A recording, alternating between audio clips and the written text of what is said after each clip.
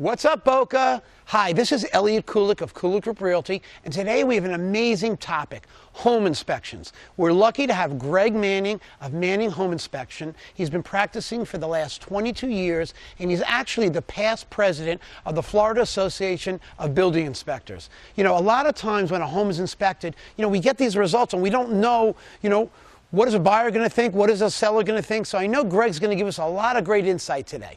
All right, let's see what Greg's up to. Greg, so what are you doing in this closet? Well, that's where the air conditioner is. Obviously, air conditioning is very important, for everybody. Sure. It's something we use 365 days a year. Now, when we look at an air conditioner, we're checking for temperature differentials, we're checking for the running load amperage, we're making sure it cools, we're making sure the refrigerants are doing what they're supposed to do.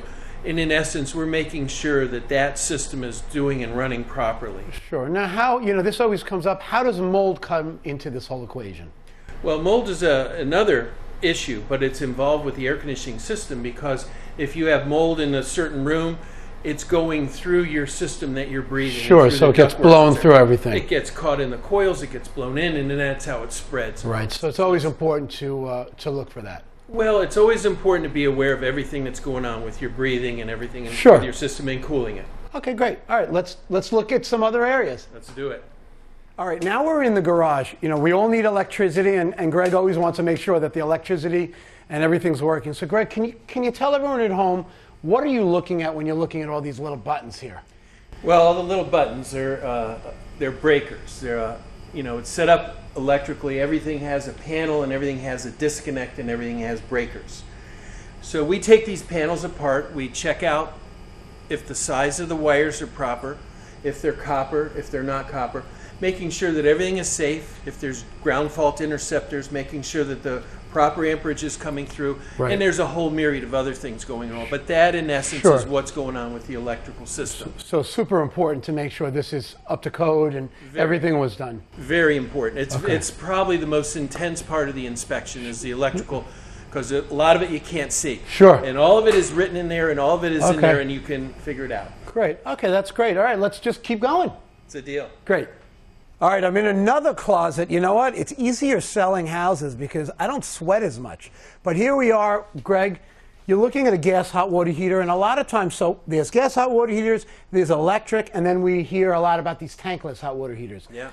Tell us, what are you looking at, how long these things last, and maybe the difference between the three that I just mentioned. Well, that's a lot of information, but I'll try. Electric, and gas, pretty much are done with tanks, and so are the tankless. Some are with gas and some are with electric. The gas tanks, like this one here, heats up through a gas unit, and there's all those things that we have to check. We have to check things electrically to see how the electric things go. Sure. And then the tankless ones are different. But this is the third of the 4 points the insurance companies are looking for. They're looking for electric, plumbing, air conditioning, and what did I miss out? Air conditioning and roof. Exactly. Sure. So, those are the 4 things. So plumbing and water and all those things are there. So. Sure. So now, how long do these typically last? Just as a last point. Well, there's a national average for everything. Water heaters last 12 to 15 years. Okay. That's stretching it. So. Okay, great. I think one of the big issues. Let's go to the roof. Let's check that out, and I think this will be really great information for everybody at home. Let's do it. Let's go.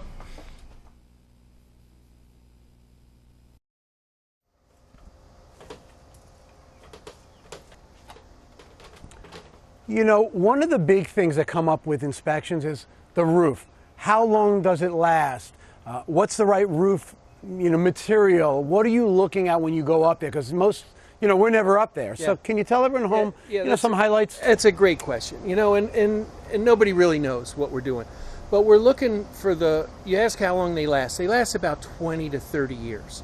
So we're looking if the materials are still good, if the tiles are broken, if anything's going on. We get in the attic, we look for decays and rotted woods and things of that nature. We let people know how their roof is holding up and if it's going to last, and how long it will last. That's great. Okay, well, I appreciate that. So thank you, and let's keep going. All right, we're back inside. As you can see, he sweats every day. I sweat part of the day, but I can tell you, doing an inspection is hard work. 2 points I want to make is, It is extremely important to make sure that when you do an inspection, you do a thorough inspection. The results are given to the buyer and the seller, and they can work out the details as to who's going to repair what and those issues. But that's not the main goal today. The goal today is to educate you on the importance of doing inspections and making sure that you have someone like Greg who is very qualified and knows what he's looking at.